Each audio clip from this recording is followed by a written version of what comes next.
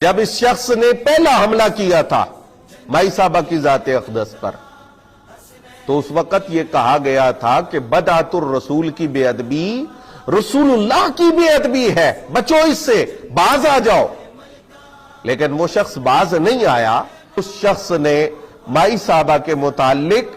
ایک روایت پڑھی اور اس روایت میں لفظ ذنوب پڑھا اور پڑھ کر یہ کہہ دیا کہ میں نے جو خطائے اجتہادی کا لفظ بولا تھا وہ اس سے کم درجہ کا لفظ تھا، لوگوں نے تو اس پر طوفان بدتمیزی کھڑا کر دیا، حالانکہ روایت میں تو ذنوب کے الفاظ آئے ہیں۔ دوسری روایت جو اس شخص نے پڑھی لیکن اس کا آدھا حصہ نہیں پڑھا، شاید اسے یہ احساس ہو گیا کہ اس سے میری چوری پکڑی جائے گی۔ تمام اہل فہم پر یہ ظاہر ہو جائے گا کہ تمہارا یہ کہنا مکاری ہے کہ نہ صغیرہ ہے نہ کبیرہ ہے، لیکن جو آپ کی شایان شان ہے وہ خطائے اجتہادی سے بھی اوپر ہے۔ یہ سارے الفاظ اس لیے بولے ہیں تاکہ بوقت ضرورت کوئی ایسا راستہ تمہیں مل جائے جہاں سے تم بھاگ سکو۔ لیکن ہم یہ نہیں کہتے کہ اس حدیث کو پڑھنا ناجائز تھا، لیکن ایک قرض ہے تمہارے اوپر، اور وہ یہ تم نے ایسا معنی بیان کرنا ہے جو گناہ کبیرہ بھی نہ ہو، جو گناہ صغیرہ بھی نہ ہو، لیکن خطائے اجتہادی سے اوپر ہو۔ جب پہلے مرحلہ پر اس کی پکڑ ہوئی تو اس نے کہا کہ آج کے بعد ہم یہ لفظ نہیں بولیں گے، ہم نے یہ لفظ بولے تھے اہل تشیع کے رد کے لیے، یہ ہماری ضرورت تھی، بس ضرورت کے لیے بولے، اس کے بعد ہم یہ لفظ بھی نہیں بولیں گے۔ اچھا وہ تو ضرورت تھی، تم نے یہ لفظ بول لیے، تمہاری کون سی شرعی ضرورت ہے؟ وہ مسلک جس مسلک میں ایسے الفاظ ہیں، مجھے نہیں پتا وہ کون سا مسلک ہے، وہ شاید آپ کا کوئی نیا مسلک ہو، لیکن ہمارے مسلک میں، مسلک اہل سنت میں ایسے الفاظ بھی ہیں اور ان کی صحیح تشریح کرنے والے اشخاص بھی اللہ کے فضل سے ہمارے پاس موجود ہیں جو ان کی ایسی وضاحت کرتے ہیں جس سے ایمان کا نور جگمگانا شروع ہو جاتا ہے۔ اہل رسول کے مقام کی رفعت کی باتیں کرتے ہیں، اور ادھر یہ شخص ہے جو قربانی کے مسائل بیان کرتے ہوئے بھی تنقیص اہل بیت کا مرتکب ہوتا ہے۔ اگر تجھے ہوا بھی لگی ہوتی کوچہ بریلی کی تو تمہیں پتہ ہوتا۔ الحمدللہ رب العالمین والصلاة والسلام علی اول الانبیاء و خاتم النبیین وعلی آلہ الطیبین الطاہرین المطہرین وَأَصْحَابِهِ الرَّاشِدِينَ الْهَادِينَ الْمُهْتَدِينَ أَمَّا بَعْدُ فَأَعُوذُ بِاللَّهِ مِنَ الشَّيْطَانِ الرَّجِيمِ بسم اللہ الرحمن الرحیم قد بدت البغضاء من أفواههم وما تخفی صدورهم اکبر صدق اللہ مولانا العظیم۔ ناظرین کرام، کچھ عرصہ قبل ایک شنی آواز نے پوری دنیا کے اسلامی ماحول میں آلودگی پیدا کرنے کی کوشش کی، اور سیدہ طیبہ طاہرہ بدعت الرسول سیدۃ نساء العالمین ام الحسنین سیدہ فاطمہ زہرا سلام اللہ تعالی علیہا کے متعلق انتہائی جارحانہ اور بے ادبی پر مشتمل لہجے میں آپ کی طرف خطا کا انتساب کیا گیا، یقیناً اس وقت ہر صاحب شعور اور صاحب ایمان شخص کے دل میں، دماغ میں، زبان پر قرآن مجید فرقان حمید کے یہ الفاظ جاری ہو گئے، قد بدت البغضاء من افواہہم، کہ یہ شخص ایک عرصہ سے مختلف ہیلے، مختلف بہانے، کنایہ جات، استعارات اور مبہم کلمات میں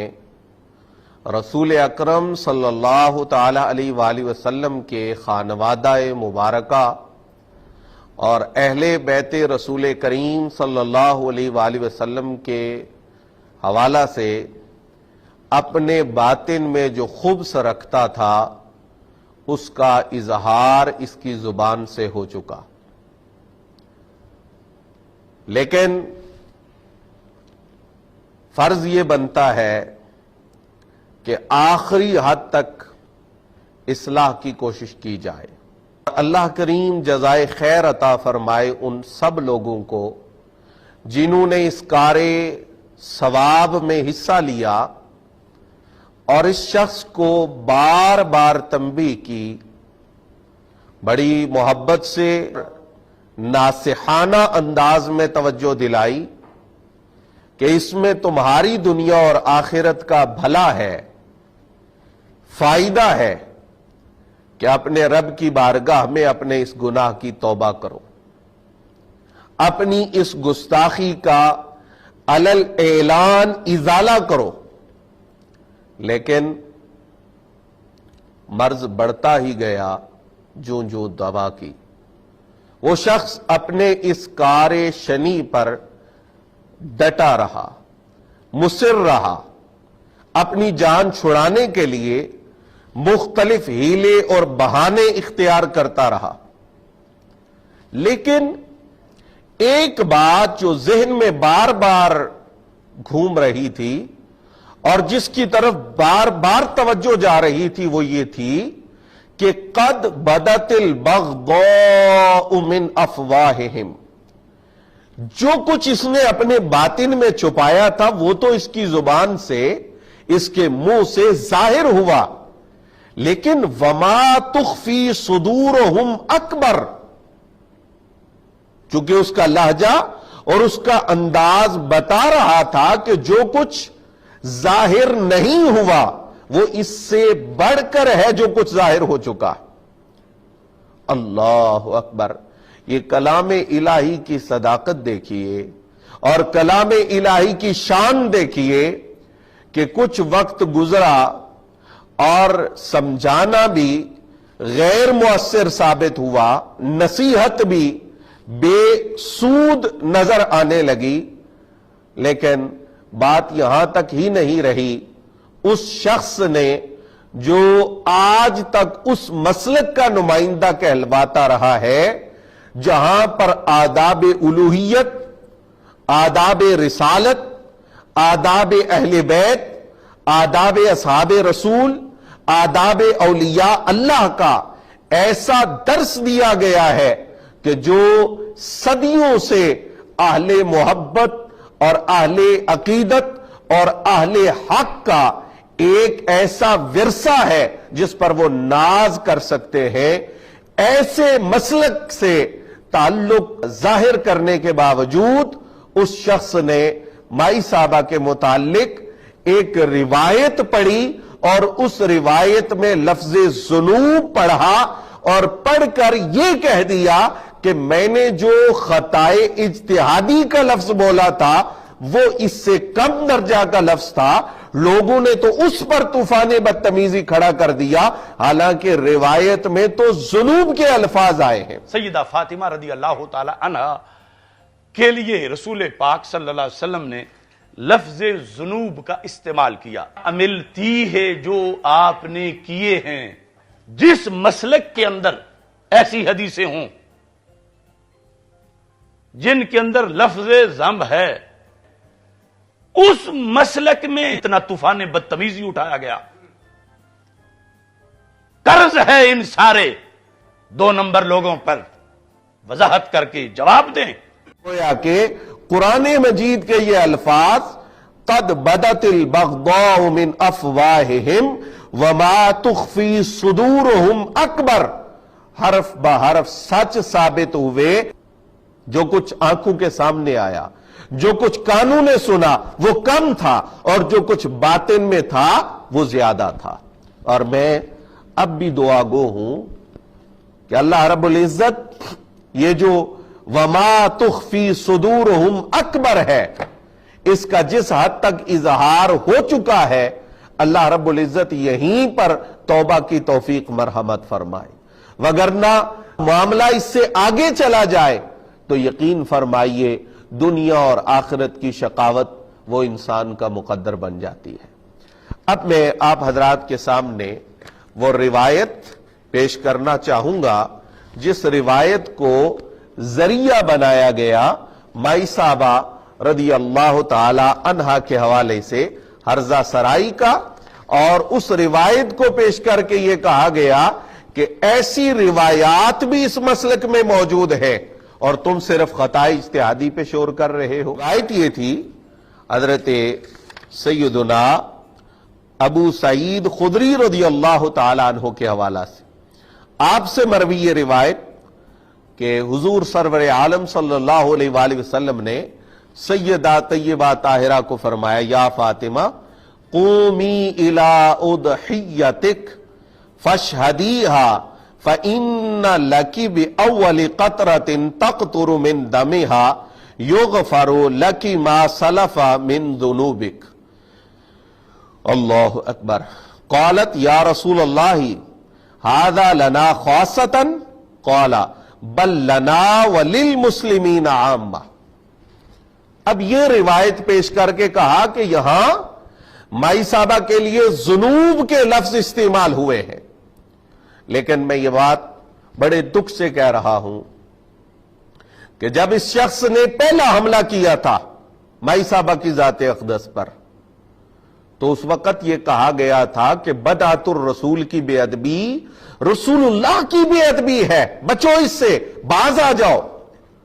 لیکن وہ شخص باز نہیں آیا۔ اب مائی صاحبہ کی بے ادبی ہی رسول پاک کی بے ادبی ہے، لیکن وہ اس مقام تک گیا کہ اس نے صراحت کے ساتھ حضرات انبیاء کرام علیہ السلام کی خطائیں گنوانا شروع کر دی۔ پورا پروگرام، پورا جلسہ اس عنوان سے کیا کہ جس کے اندر حضرات انبیاء کرام علیہ السلام کی طرف خطاؤں کا انتساب وہ شخص کرتا رہا۔ اللہ اکبر۔ یہاں بھی ایسے ہی ہوا کہ اس کی نظر صرف اس بات پر رہی کہ میں ذنوبک کہہ کر مائی صاحبہ کی ذات پر حملہ کروں گا، آپ کے حق میں یہ لفظ ثابت کروں گا، لیکن اسے یہ خیال نہیں رہا کہ اس روایت میں یہ الفاظ موجود ہیں کہ سیدہ طیبہ طاہرہ نے پوچھا تھا ہذا لنا خاصتاً، اب رسول پاک نے فرمایا قال بل لنا، یہ جو ما سبق ہے اس میں مغفرت ذنوب کا ذکر ہے، اور اب سرکار فرما رہے ہیں بل لنا،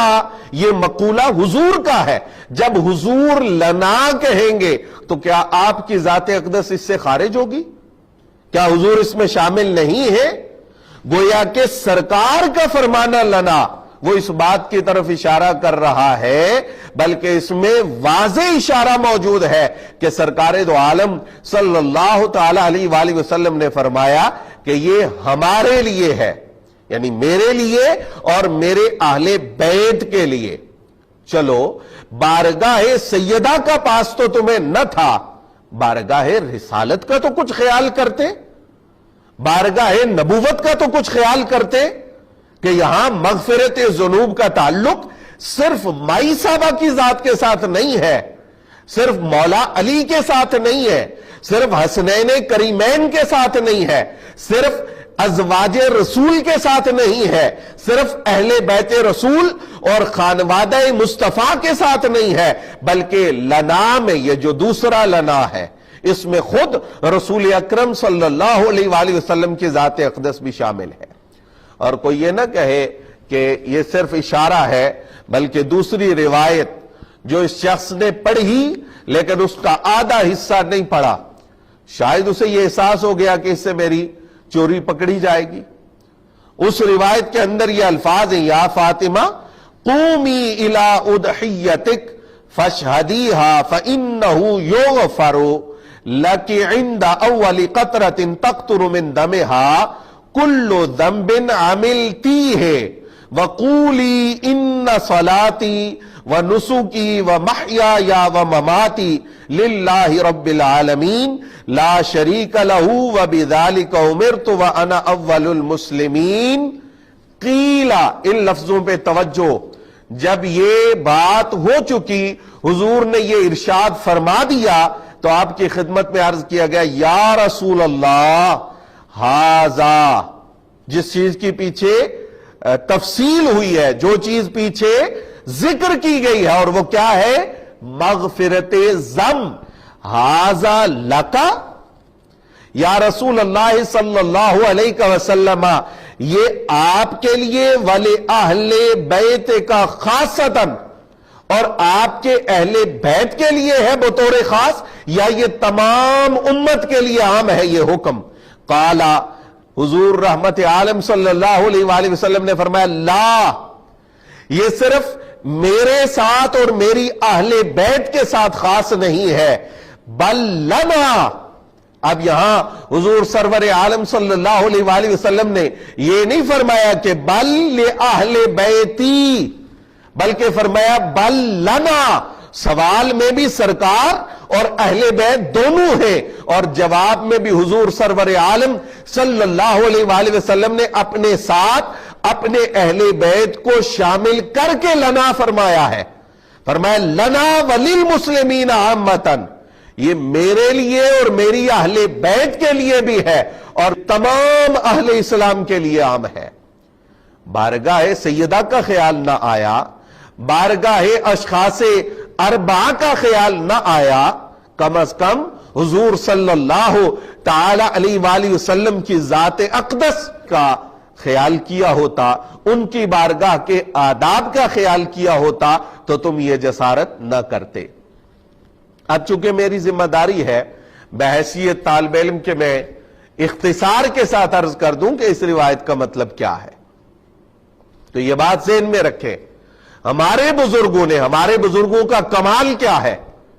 چاہے وہ قرآن کا ترجمہ ہو، چاہے وہ حدیث طیبہ کا ترجمہ ہو، ایک ہی لفظ آتا ہے، اور جب وہ 4 مقامات پر آتا ہے تو سیاق و سباق کی مناسبت سے، شخصیات کی مناسبت سے، پاکیزہ ہستیوں کی مناسبت سے اس کے معنی کا تعین کیا جاتا ہے، تاکہ آداب الوہیت بھی قائم رہے، آداب رسالت کا خیال بھی رہے، آداب اہل بیت بھی بھرپور انداز میں مد نظر رکھے جائیں، اور اصحاب رسول کے ادب کے تقاضے بھی پورے کیے جائیں۔ کنز ایمان سیمینار کروانا کافی نہیں ہے، کبھی آنکھیں کھول کر اعلی حضرت بریلوی کا ترجمہ پڑھ بھی لینا چاہیے، اور یہ دیکھنا چاہیے کہ یستہزئ کا لفظ جب اللہ پاک کی ذات کے لیے آیا ہے تو آپ نے ترجمہ کیا کیا ہے، اور جب یہی لفظ کفار کے لیے استعمال ہوا ہے تو اعلی حضرت کا ترجمہ کیا ہے، جب مغفرت ذنب عام مسلمانوں کے لیے آیا ہے تو آپ نے ترجمہ کیا کیا ہے، جب حضور کے لیے آیا ہے تو آپ نے ترجمہ کیا کیا ہے۔ تو یہی معاملہ احادیث طیبہ کے تراجم کے اندر بھی ہے کہ ہمارے بزرگوں نے تمام ہستیوں کے مقامات کی رعایت کی ہے۔ تو اس حوالے سے میں کچھ معروضات بھی پیش کروں گا مختصر انداز میں، لیکن میں یہ عرض کروں گا کہ چاہے ما سلف ہو، چاہے ذنوب کا لفظ آئے، چاہے ان کے ساتھ مغفرت کا لفظ آئے، چاہے استغفار کا لفظ آئے، ان تمام مقامات پر ہمارے ہاں سینکڑوں نصوص موجود ہیں کہ ہم ترجمہ بلندی درجات کرتے ہیں۔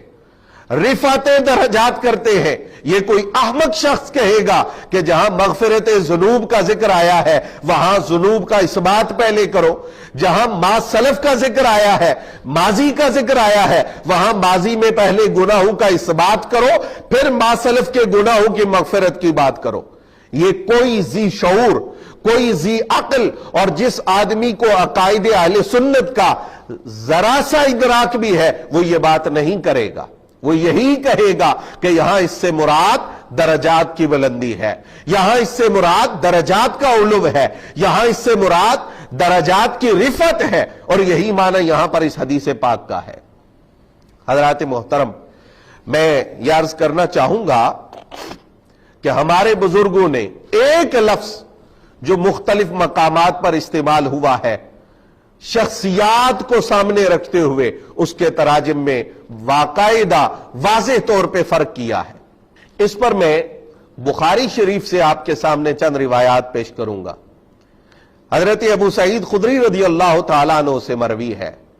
فرماتے بین النبی صلی اللہ علیہ وآلہ وسلم یقسم ذات یوم قسما فقال ذو الخویسرا رجل من بنی تمیم یا رسول اللہ اعدل قال ویلک من یعدل اذا لم اعدل. اب یہ بخاری کی ایک روایت ہے جس میں سرکار نے ذو الخویسرا کو فرمایا کہ ویلک. اب بخاری میں ایک دوسری روایت ہے، حضرت جناب سیدنا انس رضی اللہ تعالیٰ عنہ فرماتے ہیں ان رجلا من اہل البادیۃ اتى النبی صلی اللہ علیہ وآلہ وسلم فقال یا رسول اللہ متی الساعۃ قائمۃ. ایک شخص اہل بادیہ میں سے حضور کی بارگاہ میں آیا اور اس نے آ کر قیامت کے بارے میں پوچھا. سرکار نے فرمایا ویلک وما اعددت لہا. اب یہاں بھی حضور نے لفظ فرمایا ویلک. اب اس شخص نے عرض کیا قال ما اعددت لہا الا انی احب اللہ ورسولہ قال انک مع من احببت. اب یہ جو بات اس نے کی اور اس پر جو سرکار دو عالم نے اسے خوشخبری عطا فرمائی ہے، صحابہ کرام رضوان اللہ علیہ مجمعین اس بات کو سن کر اش کر اٹھے اور ان کے دل میں ایک خواہش مچلی اور اسے وہ زبان پہ لے آئے اور عرض کیا فقلنا ونحن کذالک. یا رسول اللہ کیا یہ حکم اس سائل کے لیے ہے یا ہم سب کے لیے بھی ہے؟ قال حضور نے فرمایا نعم. صحابہ کہتے ففرحنا یومئذ فرحا شدیدا. آج ہمیں حضور کی طرف سے یہ خوشخبری سن کے انتہائی خوشی ہوئی، انتہا درجے کی خوشی آج ہمیں نصیب ہوئی. اب یہاں بھی جس شخص نے یہ سوال اور جواب حضور سے کیا اور اس خوش نصیب کو جو انعام ملا وہ ایسا انعام تھا جس کی صحابہ کرام نے بھی خواہش فرمائی اور سرکار نے ان کی خواہش کو پورا کیا اور پھر وہ خواہش پورا ہو جانا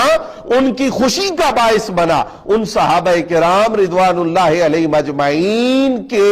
اس سارے معاملہ کی ابتدا جس بندے کی بات سے ہوئی وہ بھی حضور کی بارگاہ سے، حضور کی زبان سے ویلکا کے الفاظ سن رہا ہے. اب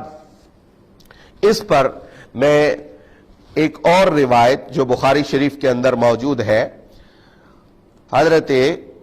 عبد الرحمن بن ابی بکرہ اپنے والد گرامی سے روایت کرتے ہیں، فرماتے قال اثنا رجل علی رجل عند النبی صلی اللہ علیہ وآلہ وسلم فقال ویلک قطعت عنق صاحبک مرارا. یہ لفظ حضور نے بار بار فرمایا. اب اس روایت میں بھی لفظ ہے ویلک. 3 روایتیں میں نے آپ کے سامنے پیش کی، اور اگر آپ قرآن مجید کو دیکھیں تو قرآن مجید میں ویل للمطففین ویل لکل ہمزۃ لمزہ یہ الفاظ موجود ہے. اب یہ ویل جو عربی زبان کا طالب علم ہے ابتدائی وہ بھی جانتا ہے کہ کلمہ ہلاک ہے، لیکن یہ ہمارے بزرگ ہیں، یہ ہمارے اسلاف ہیں. وہ شخص یہ کہتا ہے کہ جس مسلک میں ایسے الفاظ ہوں، وہ مسلک جس مسلک میں ایسے الفاظ ہیں، مجھے نہیں پتا وہ کون سا مسلک ہے، وہ شاید آپ کا کوئی نیا مسلک ہو، لیکن ہمارے مسلک میں، مسلک اہل سنت میں ایسے الفاظ بھی ہیں اور ان کی صحیح تشریح کرنے والے اشخاص بھی اللہ کے فضل سے ہمارے پاس موجود ہیں جو ان کی ایسی وضاحت کرتے ہیں جس سے ایمان کا نور جگمگانا شروع ہو جاتا ہے، اور تمہارے اس انداز سے یہ سمجھ آ رہا ہے کہ تمہاری کوشش مخلوق خدا کے دلوں سے ایمان کا نور بجھانے کی ہے۔ تو باز آ جاؤ، توبہ کر لو، توبہ کا دروازہ کھلا ہے۔ اب میں یہ عرض کروں گا، یہ عمدۃ القاری ہے، علامہ بدر الدین عینی رحمت اللہ تعالی علیہ فرماتے ہیں ویلک لفظ الویل فی الاصل الحزن والہلاک والمشقت من العذاب، فرماتے ہیں کہ اس کا معنی یہ ہے، لیکن وَيُسْتَعْمَلُ بِمَعْنَى التَّفَجُّعِ وَالتَّعَجُّبِ، لیکن یہ لفظ کبھی کبھی تفجع اور تعجب کے معنی میں بھی استعمال ہوتا ہے، یہ تفسیری ہے۔ فرمایا وَهَا هُنَا كَذَلِكَ، اور یہاں پر یہ اسی معنی میں ہے۔ اب اس شخص کا کام ایسا تھا جس پر آقا علیہ الصلوۃ والسلام نے تنبیہ فرمائی، حضور نے اصلاح فرمائی، لیکن آخر وہ تھا تو حضور کا صاحب، وہ تھا تو حضور کا غلام۔ علامہ بدر الدین عینی رحمت اللہ تعالی علیہ نے جب ذوالخویسرہ کی بات آئی تو ویلک کا ترجمہ وہی کلمہ ہلاک کے ساتھ کیا ہے، لیکن جب صحابی رسول کی بات آئی تو انہوں نے ترجمہ بدل دیا، انہوں نے کہا یہاں اس کا معنی تعجب ہے۔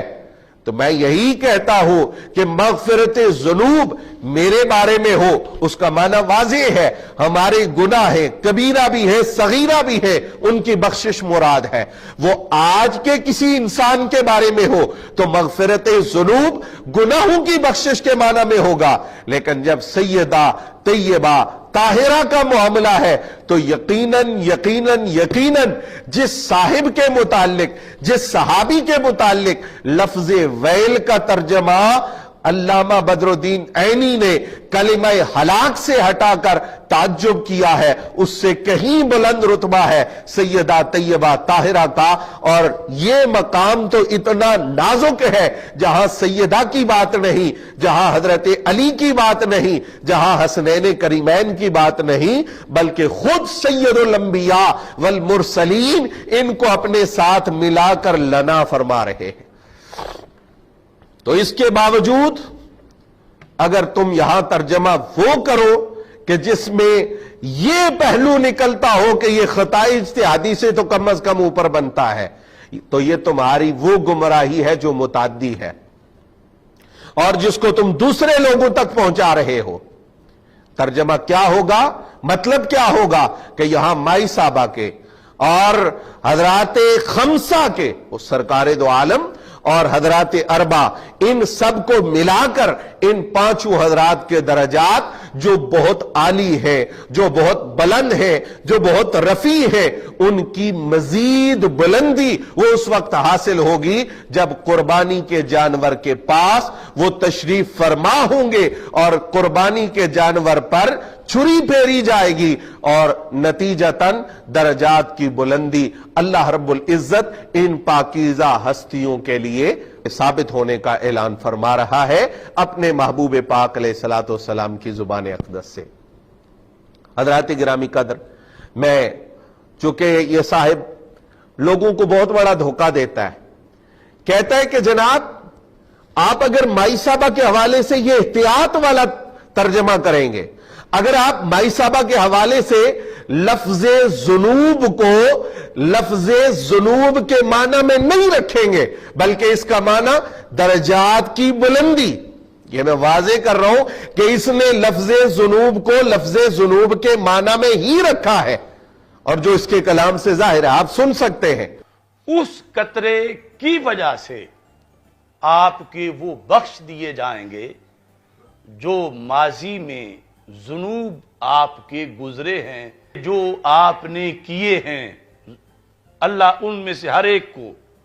بخش دے گا۔ میں عرض کرتا ہوں کہ مائی صاحبہ کا رتبہ تو بہت بلند اور بالا ہے، نبی اکرم صلی اللہ تعالی علیہ وآلہ وسلم کے اہل بیت کے تمام افراد کے لیے اور نبی اکرم صلی اللہ علیہ وآلہ وسلم کے تمام اصحاب کے لیے جو احتیاط ہمارے بزرگوں نے فرمائی ہے وہ ہمیں بتاتی ہے کہ ہمارے مسلک میں صرف ایسے الفاظ نہیں ہیں بلکہ ایسے اشخاص بھی ہیں جن کا دامن کرم تھام کر ہم ادب کی خوشبو سے اپنے دل و دماغ کو معطر کر سکتے ہیں، اور آپ ان کا دامن چھوڑ کر اپنے آپ کو اپنے حواریوں سمیت وہ گمراہی اور گستاخی، دلال اور بے ادبی کی بدبو کے اندر دھکیل رہے ہو۔ وہ کہتا ہے کہ چلو چھوڑو، یہ الفاظ حضور نے فرمائے، حضور تو کہہ رہے ہیں، لیکن بعد والوں نے بھی، صحابہ نے روایت کیا، اتنے صحابہ نے روایت کیا، تابعین نے روایت کیا۔ میں یہ عرض کر رہا ہوں کہ اگر وہ الفاظ زبان رسالت سے نکلے ہیں، اگر وہ الفاظ قرآن کریم کے بھی ہیں، تو ہمارے اوپر ترجمہ کرتے وقت، چونکہ ہم ان الفاظ کو دوسری زبان کے اندر بیان کر رہے ہیں، اس کا مفہوم لوگوں کے سامنے ترجمہ کی صورت میں واضح کر رہے ہیں۔ قرآن کے لفظوں میں وسعت ہے، حدیث رسول کے لفظوں میں وسعت ہے، لیکن ہم نے اپنی ذمہ داری پوری کرتے ہوئے یہ خیال رکھنا ہے کہ آداب الوہیت، آداب رسالت اور آداب صحابیت، آداب مقام اہل بیت وہ کیا ہونے چاہیے۔ میں حوالہ پیش کر رہا ہوں فتاوی رضویہ سے، جہاں اعلی حضرت فاضل بریلی رحمہ اللہ تعالی نے ایک حدیث کا ترجمہ کیا ہے۔ اب یہ لفظ حضور کی زبان سے نکلے ہیں، اپنے ایک غلام کے لیے نکلے ہیں، اپنے ایک صحابی کے لیے نکلے ہیں، لیکن اعلی حضرت نے جو ترجمہ کیا ہے اس کے اندر عشق، محبت، احترام اور عقیدت کے تقاضے کس انداز میں پورے ہوئے ہیں وہ آپ ملاحظہ کر سکتے ہیں۔ حدیث یہ ہے کہ حضور رحمت عالم صلی اللہ تعالی علیہ وآلہ وسلم نے اپنی شفاعت کی وسعت اور گناہگاروں کو دامن شفاعت میں چھپانے کا ذکر فرمایا، اور ارشاد فرمایا شفاعتی لأہل الذنوب من امتی، کہ میری امت کے گناہگاروں کو بھی میری شفاعت کا فائدہ پہنچے گا۔ اب حضرت ابو درداء رضی اللہ تعالیٰ عنہ نے عرض کی وَإِن زَنَا وَإِن سَرَقَ، یا رسول اللہ اگرچہ زانی ہو، اگرچہ چور ہو، یعنی یہ بڑے بڑے گناہ ہیں، کیا ان گناہوں کے مرتکب کو بھی آپ کی شفاعت فائدہ دے گی؟ حضور نے فرمایا وَإِن زَنَا وَإِن سَرَقَ عَلَى رَغْمِ أَنْفِ أَبِي الدَّرْدَاء۔ اب یہ عَلَى رَغْمِ أَنْفِ أَبِي الدَّرْدَاء آپ اٹھا کے دیکھیں ڈکشنریاں، آپ اٹھا کے دیکھیں لغت کی کتب، وہاں ان کا معنی کیا ہے، لیکن جب اعلی حضرت کا قلم چلا تو آپ نے اس کا ترجمہ یوں فرمایا اگرچہ زانی ہو، اگرچہ چور ہو، برخلاف خواہش ابو درداء کے۔ اب کہاں گیا رغم کا لفظ، کہاں گیا انف کا لفظ؟ ناک خاک آلود ہو جائے، ناک خاک میں مل جائے، یہ معنی کہاں ہے؟ اور برخلاف خواہش ابو درداء کے یہ معنی کہاں ہے؟ لیکن یہ معنی آداب صحابیت میں رہ کر لکھا گیا ہے، یہ ترجمہ آداب مقام صحابیت کو ملحوظ خاطر رکھ کے کیا گیا ہے۔ چلو اعلی حضرت گولوی ہوں،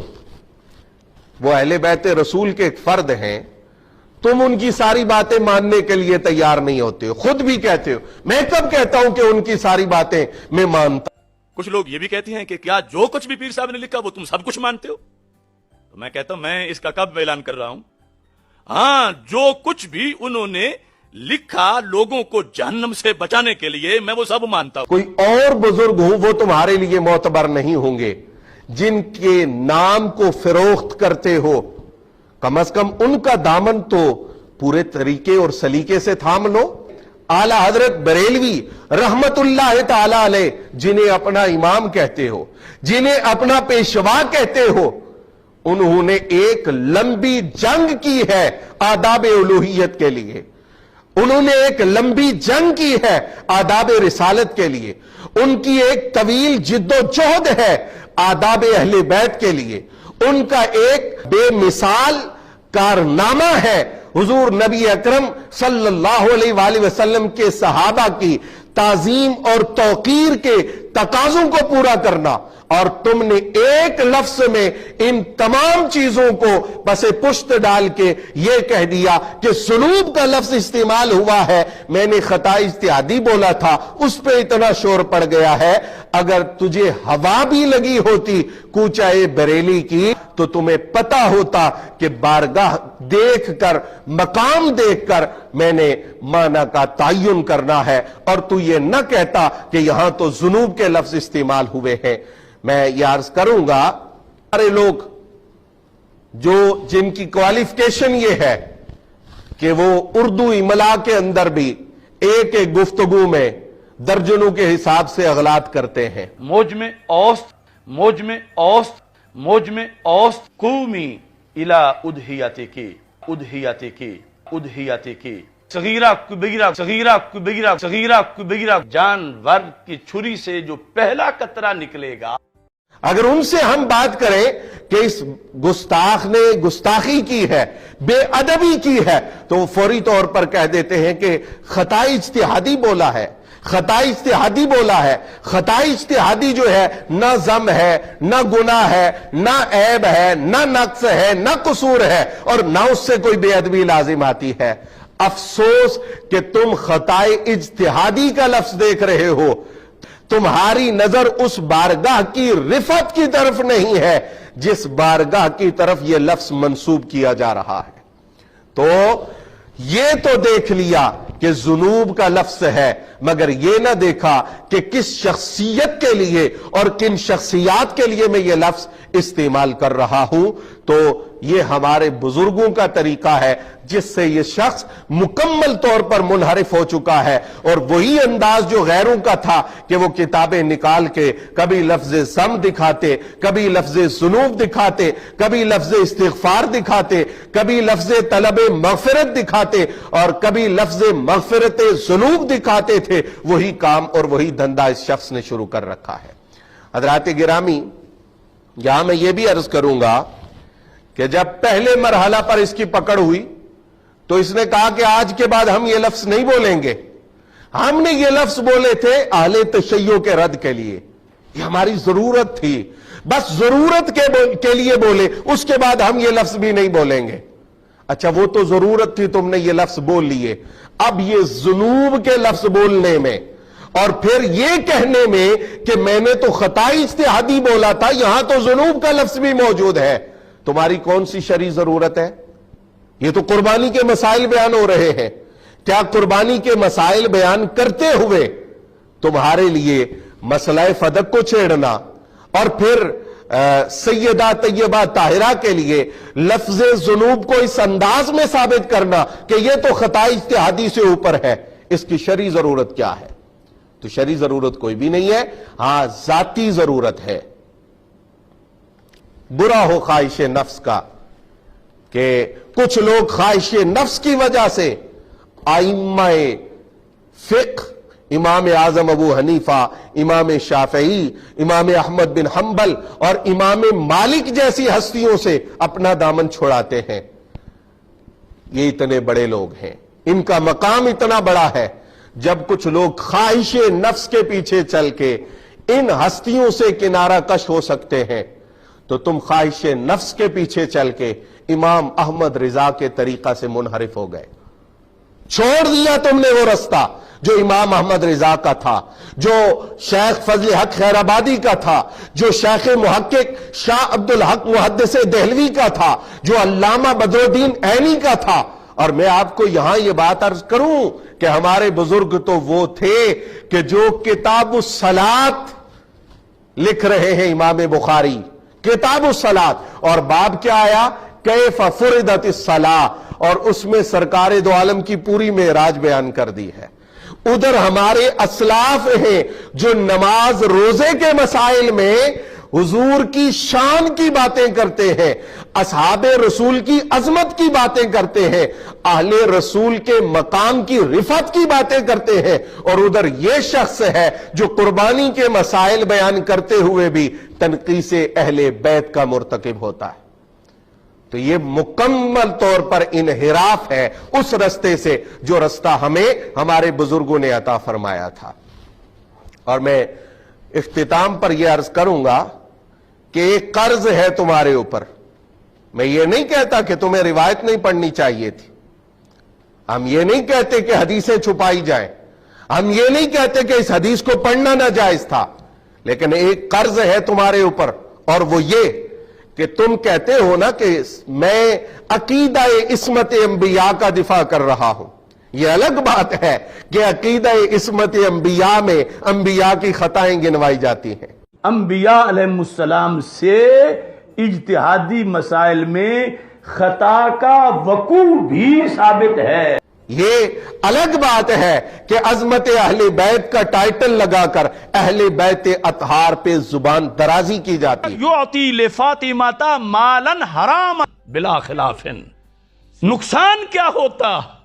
مقدس آل کے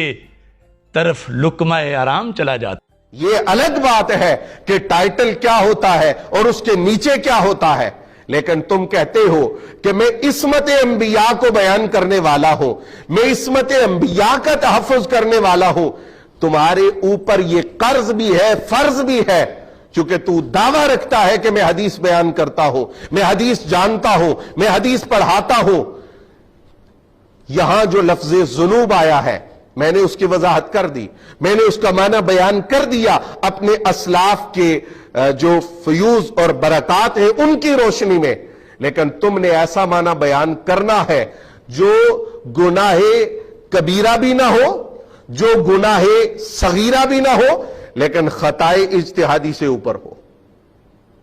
کیونکہ تم نے کہا ہے کہ میں نے خطا اجتہادی کہا اور طوفان بدتمیزی ہو گیا. یہاں تو ذنوب کا لفظ موجود ہے. اب تم نے ذنوب کا ایسا معنی بتانا ہے کہ جس سے یہ بھی ثابت ہو کہ سیدہ معصومہ نہیں ہے, اور یہ بھی ثابت ہو کہ سیدہ طیبہ طاہرہ کی عظمت کے تمام تقاضے تم پورے کر رہے ہو, اور وہ معنی ایسا ہونا چاہیے جو کہ کبیرہ اور صغیرہ نہ ہو لیکن خطائے اجتہادی سے اوپر والا درجہ رکھتا ہو. یعنی ہم یہ کہہ سکیں کہ جس طرح معتزلہ نے مرتبہ بین المرتبتین ثابت کیا, اسی طرح فرقہ خطائیہ کے امام نے صغیرہ اور خطائے اجتہادی کے درمیان ایک مرتبہ ثابت کر دیا.